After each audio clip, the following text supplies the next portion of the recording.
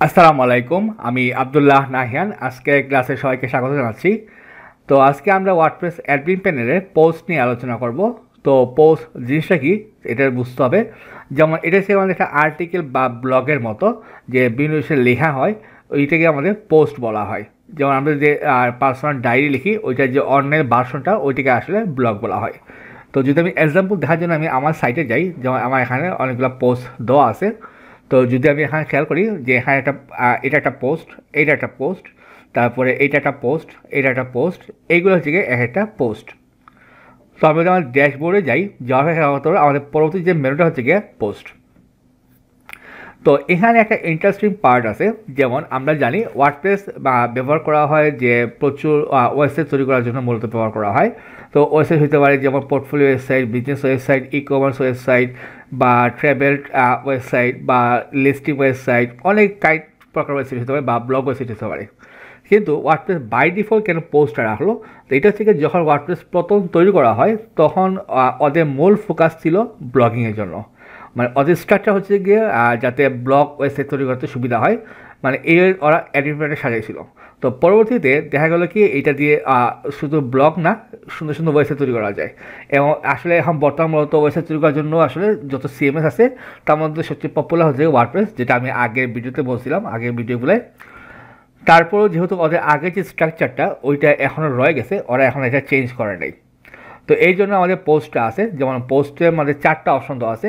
All post মানে সবগুলো post, add new post যার সাথে আপনি একটা নতুন পোস্ট তৈরি করতে পারবেন, ক্যাটাগরিজ এবং ট্যাগস। ওকে, তো ক্যাটাগরি আর ট্যাগ জিনিসটা কি? ধরেন আমি যদি একটু প্র্যাকটিক্যাল এক্সাম্পলে যাই, ধরেন একটা চিন্তা করেন একটা গ্রোসারি শপ, যেমন স্বপ্ন আছে, আগোরা, এই টাইপের। ওদের অনেক ভেরিয়েশন আছে, যেমন মাংসের আইটেম, মাছের আইটেম, সবজির আইটেম, বা হইতে পারে গ্রোসারি, বা অনেক কিছু হইতে পারে। আমরা বা ফল ফ্রুটস হতে পারে। যেমন আমরা ফ্রুটস, যেমন এইগুলো হচ্ছে এক একটা ক্যাটাগরি। যেমন মাছ একটা ক্যাটাগরি, মাংস একটা ক্যাটাগরি, ফ্রুটস একটা ক্যাটাগরি মানে ফল একটা ক্যাটাগরি, হইতে পারে ডেইলি যে আমাদের রান্নার যে মশলা এটা একটা ক্যাটাগরি। এই টাইপের এক একটা ক্যাটাগরি হতে পারে। আবার ট্যাগ তাহলে কি? যেমন আমরা ফলমূলে আসি, যেমন ফল তো হয়তো অনেকগুলো হতে পারে, যেমন আপেল, কমলা, আম, কাঁঠাল, বা লিচু। এই এক একটা থেকে ট্যাগ, মানে ক্যাটাগরির মধ্যে যে আইটেমগুলো আছে এগুলোকে ট্যাগ বলা হয়। তো আমি জাস্ট থিওরি বলতেছি, যখন আমরা প্র্যাকটিক্যালি অ্যাপ্লাই করবো তখন আরও অনেক কিছু শিখতে পারবেন। তো যদি আমি অল পোস্টে ক্লিক করি, তাহলে এই মুহূর্তে একটাই পোস্ট আছে, হেলো ওয়ার্ল্ড।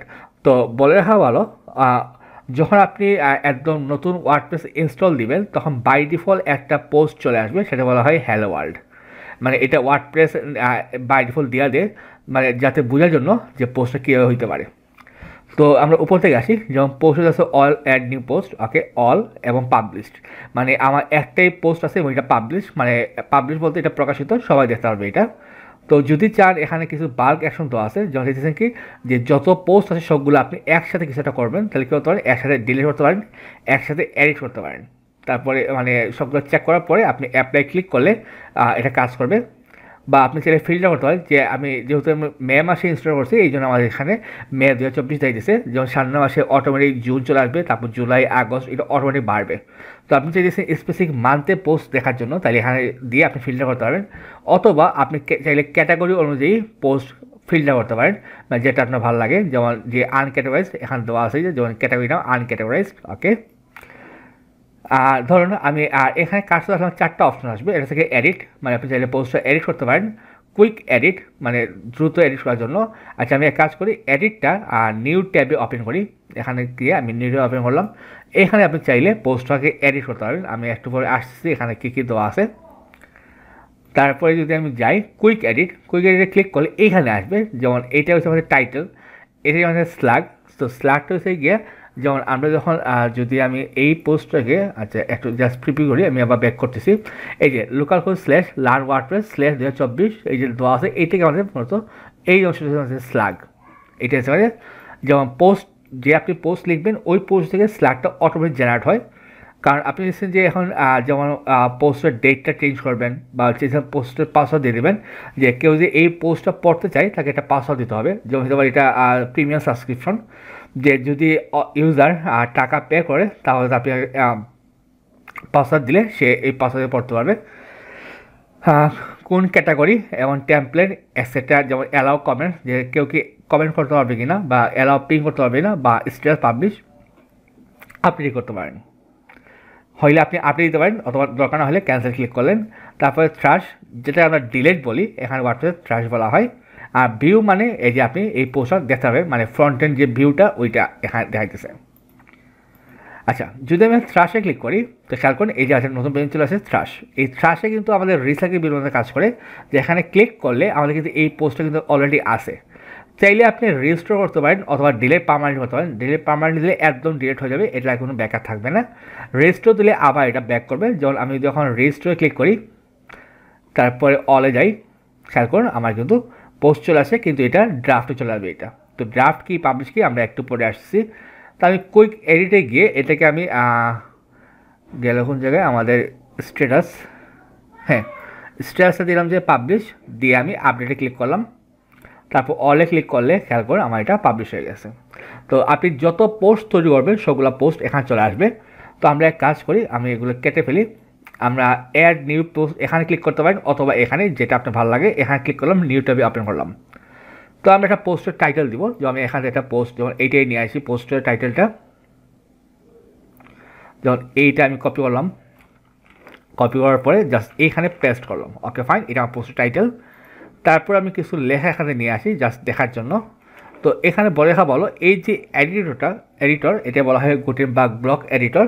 তো এটা নিয়ে আমরা বিস্তারিত একটা সেকশনে আলোচনা করব। তো আমি জাস্ট এখানে ক্লিক করে জাস্ট পেস্ট করলাম। তারপর আমি ডান দিকে আসি, খেয়াল করুন এটা সেভ ড্রাফট। ড্রাফট মানে আপনি এটা জাস্ট আপাতত ড্রাফট হিসেবে রাখতে পারেন, যেটা পাবলিশ হবে না কিন্তু সেভ অবস্থা থাকবে। যেমন আপনি একটা পোস্ট লিখতেছেন, হয়তো এই পোস্টটা হয়তো একবার শেষ করা সম্ভব না, তো আপনি কী করলেন ড্রাফট রেখে এলেন। তো ড্রাফট মানে এটা সেভ অবস্থা আছে কিন্তু এটা ইউজার দেখতে পারবে না এটা। অথবা যদি আপনি মনে হয় যে আপনার শেষ কাজ, তাহলে আপনি পাবলিশে ক্লিক করলেন। পাবলিশ মানে এখন হচ্ছে গিয়ে কিছু অপশন আসবে, আমরা এটা বুঝে দেখি। ভিজিবিলিটি পাবলিক মানে এটা ক্লিক করলে আপনার অপশন দেখাবে যে প্রদর্শন কী হয়। পাবলিক মানে যে কেউ দেখতে হবে এটা। প্রাইভেট মানে আপনি যদি একটা সাইটে অ্যাডমিন অথবা এডিটর হন, এই দুইটা হইলে আপনি দেখতে পারবেন। অ্যাডমিন এবং এডিটর কী জিনিস এটা আমরা যখন ইউজার্স পার্টি যাব তখন বিস্তারিত আলোচনা করব। পাসওয়ার্ড প্রোটেক্টেড, আপনি চাইলে ক্লিক করে এটা একটা পাসওয়ার্ড দিতে পারেন, যে পাসওয়ার্ড দিলে এই পোস্টটা অনলি শো করবে। তো আমরা কাজ করি। তারপর সে গিয়া যেমন পাবলিশ ইমিডিয়েটলি, যেমন চাইলে আপনি এই মুহূর্তে দিলে মানে এখন পোস্ট হবে, অথবা চাইলে আপনি টাইম দিতে পারেন যে পোস্টটা কবে পাবলিশ হবে। যদি আমি বলি বাংলাদেশের প্রেক্ষাপটে ধরুন যে আজকে হচ্ছে গিয়া ফেব্রুয়ারির 10 তারিখ, তো আমাদের 21 ফেব্রুয়ারি আমরা জানি মহান ভাষা দিবস। আপনি চাইতেছেন এই ভাষা দিবস উপলক্ষে কিছু একটা লিখছেন, তো আপনি আগে লিখতে পারেন।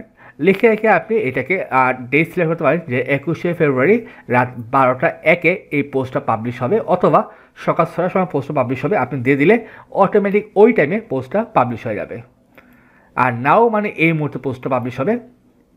তারপরে আছে সাজেশন অ্যাড ট্যাগ এবং অ্যাড ক্যাটাগরি, চাইলে আপনি এখান থেকে অ্যাড করতে পারেন, অথবা আমরা ড্যাশবোর্ড থেকে অ্যাড করতে পারি। তো যদি আমি এখানে পাবলিক দিয়ে পাবলিশে ক্লিক করি, তাহলে আমাদের পোস্টটা পাবলিশ হয়ে গেছে। এই যে আমাদের লিঙ্কটা জেনারেট হয়ে গেছে। আমি যখন ভিউ পোস্টে ক্লিক করি তাই খেয়াল করুন আমাদের পোস্টটা ফ্রন্ট এন্ডে চলে আসছে। খেয়াল করুন কী আসছে, যে 10 পোস্ট এই লেখাটা আসছে।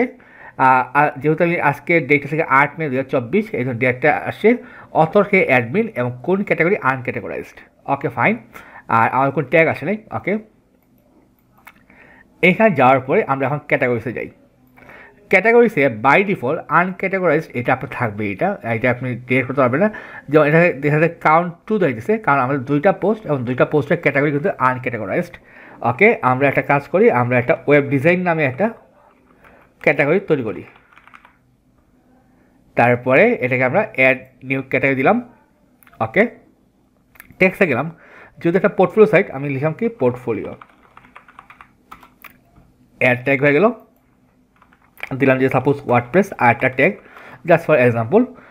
ওকে, আমি যখন এখানে যাই অল পোস্টে ক্লিক করি, তারপর এখানে যদি আমি কুইক এডিটে যাই, তাহলে আমি এখান থেকে যদি দেখতে পারি আমাদের যে ক্যাটাগরি এই আনক্যাটাগরাইজড ওয়েব ডিজাইন, আমি চেঞ্জ করে দিয়ে দিলাম ওয়েব ডিজাইন, এটাকে আনচেক করলাম।